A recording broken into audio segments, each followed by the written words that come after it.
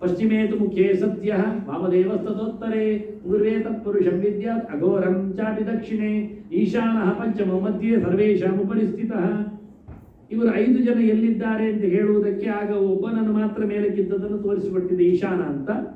ಪಶ್ಚಿಮದಲ್ಲಿರುವವನು ಸದ್ಯೋಜಾತ ಹಸಿರು ಮೋರೆಯವ, ವಾಮದೇವ ಉತ್ತರದಲ್ಲಿದ್ದಾನೆ ಕೆಂಪು ಮೋರೆಯವ, ಪೂರ್ವದಲ್ಲಿ ತತ್ಪುರುಷ ಇದ್ದಾನೆ ಹಳದಿಯವ, ಅಘೋರಂ ಅವನು ಕಪ್ಪು ಇದ್ದಾನೆ ದಕ್ಷಿಣದಲ್ಲಿ, ಈಶಾನ ಬಿಳಿ ಇದ್ದಾನೆ. ಅದಕ್ಕೆ ಅವರಿಗೆ PPT ಕೆಲಸ ಮಾಡುವರಂದ್ರೆ ಪ್ರೋಗ್ರಾಮಲ್ಲಿ ಕೊಡುವವರೆಲ್ಲ ಚೆನ್ನಾಗಿ ಮಾಡಿ ಅದೇ ಬಣ್ಣ ಎಲ್ಲ ಹಾಕ್ಕೊಂಡು ಇಬ್ಬರಿಬ್ಬರು ಈ ಸರ್ತಿ ಶ್ರೀನಿಧಿ ಇದ್ದ ಸಚಿನ್ ಇದ್ದಾರೆ, ಅವರಿಬ್ಬರಿಗೂ ನಾನು ಇದರ ಮಧ್ಯೆಯಲ್ಲಿ ಧನ್ಯವಾದ ಹೇಳ್ತಾ ಇರ್ತೇನೆ. ಅಂದರೆ ಬಹಳ ಸುಂದರವಾದ ಕೆಲಸ, ಹೇಳಿದಾಗೆ ಮಾಡಿಕೊಡ್ತಾರೆ. ಅದು ಅವರು ಹಾಗೆ ಬರಲಿ ಆಯ್ತು ಅಂತಾರೆ, ಆಗ್ತಾರೆ, ನನ್ನ ಇಷ್ಟಕ್ಕೋಸ್ಕರ ಆಗ್ತಾರೆ, ಜನರು ಇಷ್ಟ ಆಗಲಿಂದ ನನ್ನ ವಿಷಯ ಇರಲಿ. ಬಹಳ ಚಂದವಾಗಿ ಇವನ ಅಘೋರನ ಚಿಂತನೆ ಹೇಗಿರ್ತದೆ, ಸುಮಾರು ಕೈಗಳು ಬಂದಾಗ ಹೇಗಿರ್ತದೆ, 8 ಕೈಯವರ ಬಗ್ಗೆ ಎಲ್ಲೋ ಒಂದು ಹುಡುಕಿ ಕೆಲವು ಕೆಲಸ ಮಾಡಿದ್ದೇನೆ, ಬಹಳ ಸುಂದರವಾಗಿ. ಅಂದರೆ ಕೆಂಪಿರುವವನು ಹೇಗಿರ್ತಾನೆ ಅಂದರೆ ಇಡೀ ಮೈ ಕೆಂಪಾದಾಗ ಹೇಗಿರ್ತದೆ ಎಂದು ತೋರಿಸಿ ಒಬ್ಬರೊಬ್ಬರು ಇದರ ಮಧ್ಯೆಯಲ್ಲಿ ಬರ್ತಾ ಇರ್ತಾರೆ ನೋಡ್ಲಿಕ್ಕೆ. ಪಕ್ಕದಲ್ಲಿಯೂ ಗಮನಿಸುವುದು ಒಂದು ದೊಡ್ಡ ವಿಷಯವೇ.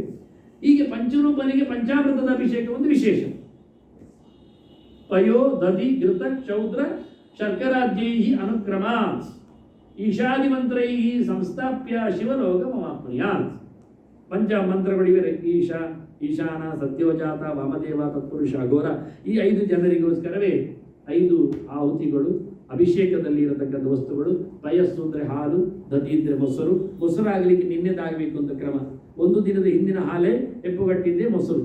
ಈಗ ಮಾಡುವಂಥದ್ದಲ್ಲ, 2 ದಿನದ ಹಿಂದಿನದ್ದು ಆಗುವುದಿಲ್ಲ. ಹೇಳಲಿಕ್ಕೋಸ್ಕರ ನಾನು ಹೇಳ್ತಾ ಇದ್ದೇನೆ, 1 ದಿನದ ಹಿಂದಿನದ್ದು ಮೊಸರು ಉಪಯೋಗಕ್ಕೆ, ಅದು ಪಂಚಾಮೃತಕ್ಕಿರಲಿ, ಪಂಚಗವ್ಯಕ್ಕಿರಲಿ, ಎಲ್ಲ ಯಾವುದಕ್ಕೆ ಇರಲಿ. ಮೊಸರು ಅಂದರೆ ಮೊನ್ನೆದ್ದಲ್ಲ, ಇವತ್ತಿದ್ದು ಅಲ್ಲ. ಹಾಗೆ ಘೃತ ತುಪ್ಪ, ಮತ್ತೆ ಕ್ಷೌದ್ರ ಅಂದರೆ ಜೇನುತುಪ್ಪ, ಮತ್ತೆ ಶರ್ಕರ ಅದು ಕಬ್ಬಿನ ರಸ ವಾಸ್ತವವಾಗಿ, ಅಂದರೆ ಚೆನ್ನಾಗಿ ಹಿಂಡಿದ್ದು ಅಂತ ಅರ್ಥ. ಹೀಗೆ ಪಂಚ ಅಮೃತದಿಂದ 5 ರಸದಿಂದ ಇವತ್ತು ಕಬ್ಬಿನ ಹಾಲಿನ ಬದಲಿಗೆ ಕಬ್ಬು ಹಿಂಡಿದ್ರೆ ಬರ್ತದೆ, ಒಳ್ಳೆ ತಂದು ಸಿಪ್ಪೆ ತೆಗೆದಾಗ ಕೈಯಲ್ಲಿ ಹೀಗೆ ಮಾಡಿದರೆ ಇಳಿದದೆ, ಇಲ್ಲ ಅಲ್ಲ ಜಜ್ಜಿದ್ರು ಬರ್ತದೆ. ಮತ್ತೆ ಒಮ್ಮೆ ಮಿಕ್ಸಿ ಹಾಕಿದ್ರು ತೆಗಿಬೋದು, ಏನು ಮೈಲಿಗೆ ಆಗುವುದಿಲ್ಲ, ಯಾಕೆಂದರೆ ಒರಿಜಿನಲ್ ಅದೇ ನೀರೆಲ್ಲ ಹಾಕಲಿಲ್ಲ, ಶೀತವಾಗಿ ತೆಗೆಯುವ ರಸ ಅದು.